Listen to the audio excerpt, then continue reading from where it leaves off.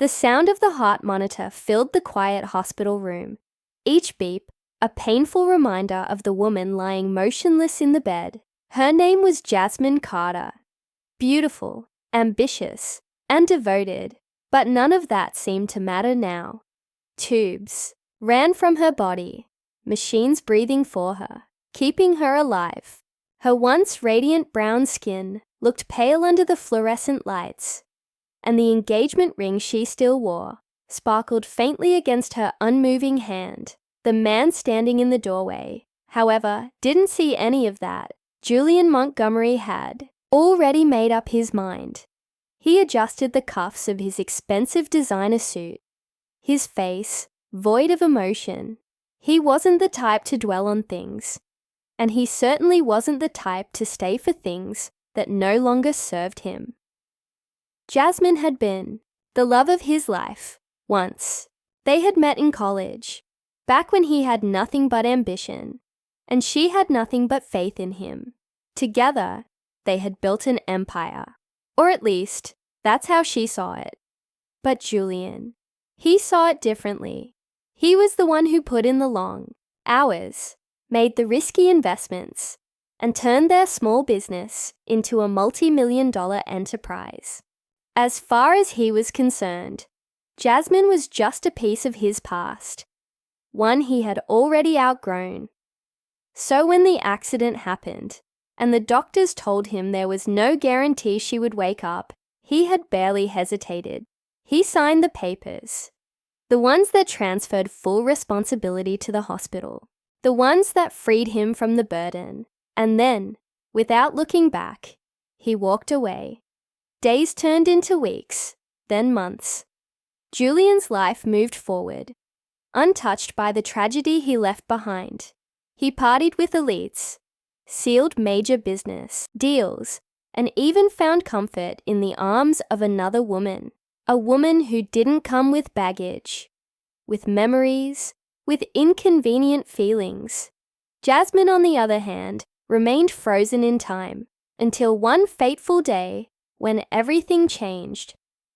Julian had just stepped off his private jet, a glass of expensive whiskey in his hand, when his phone buzzed. It was a number he didn't recognize.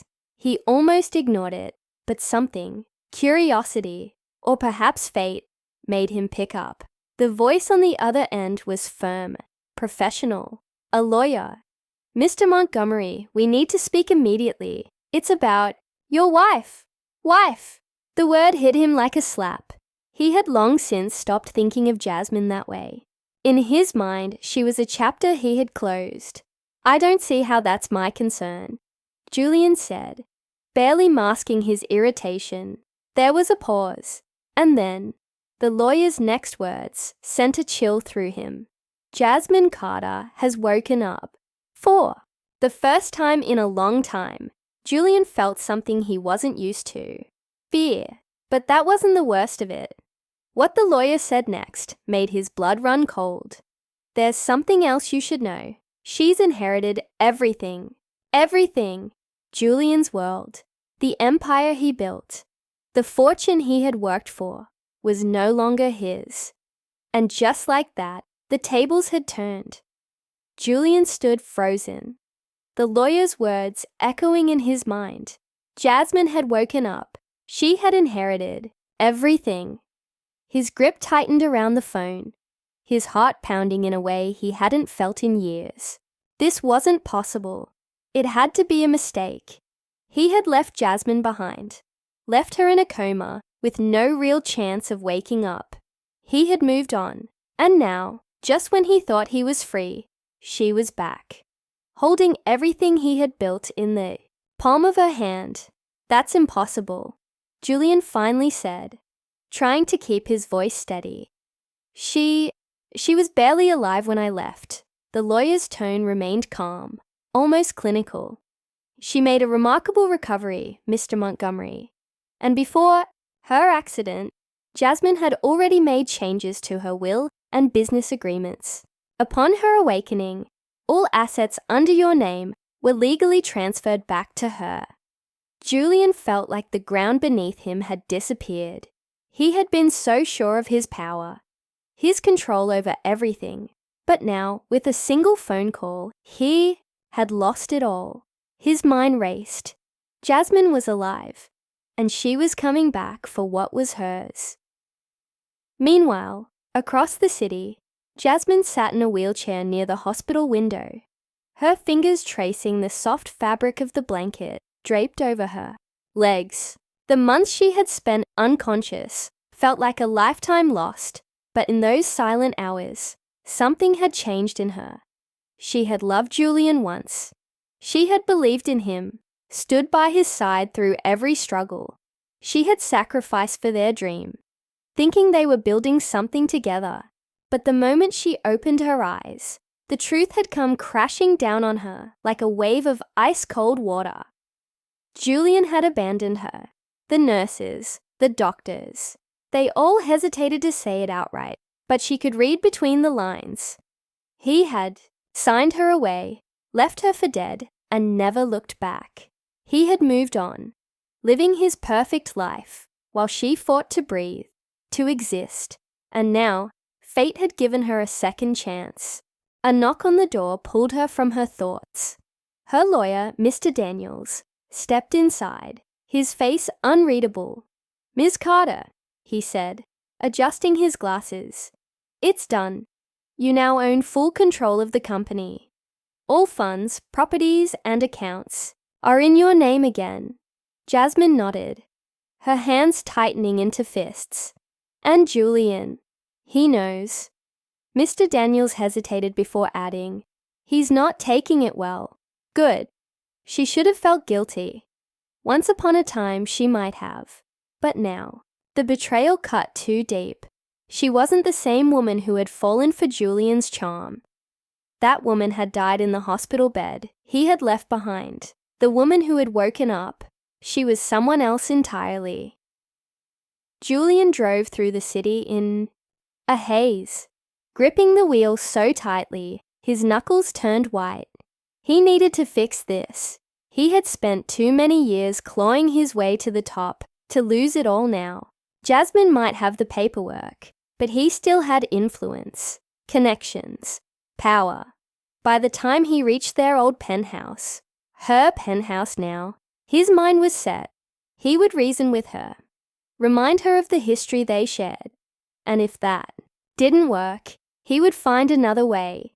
The elevator ride to the top floor felt endless, but when the doors finally opened, the sight before him knocked the breath from his lungs. Jasmine stood by the floor-to-ceiling windows, the city lights reflecting off her skin, but she wasn't the fragile woman he remembered. No, she was different now, stronger, colder.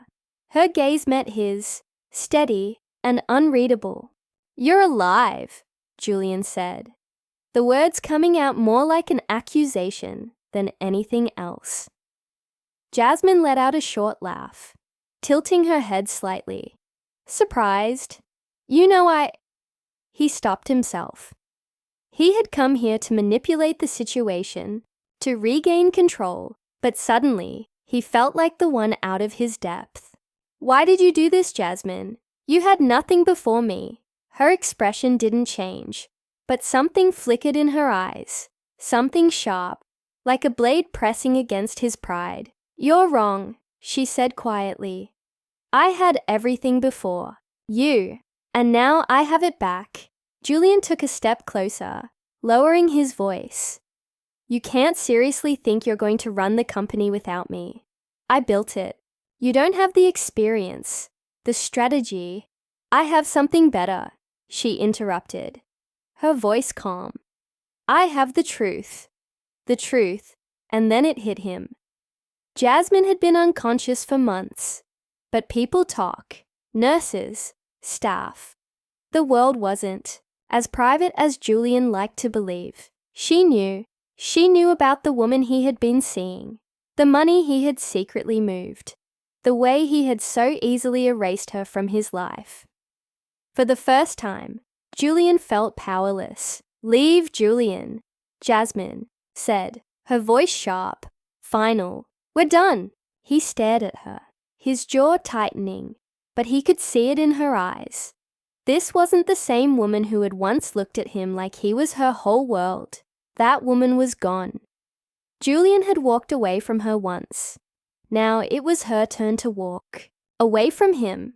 But as he stepped back into the elevator, a storm of anger, fear, and desperation boiling inside him, one thought remained clear. This wasn't over.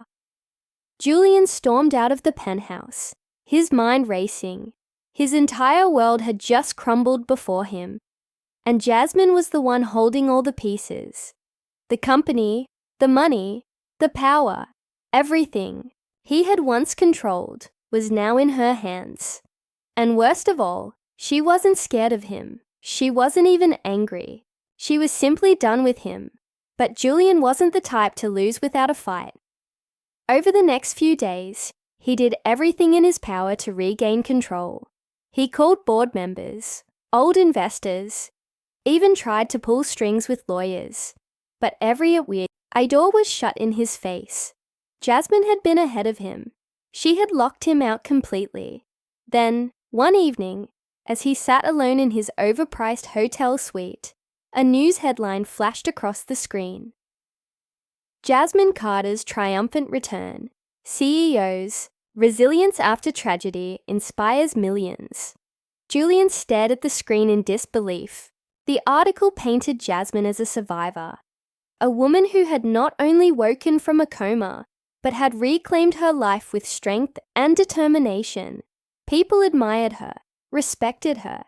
Even those who had once sided with Julian were now praising her leadership. For the first time, Julian realized the truth. He hadn't just lost his company. He had lost the one person who had ever truly believed in him. The one person who had stood by him when he was nothing. He had traded loyalty for ambition, love for greed, and now he had nothing. Meanwhile, Jasmine sat in her new office, staring out at the city below, the same city where she had once struggled, beside Julian. Believing they were in this together, now she saw things differently.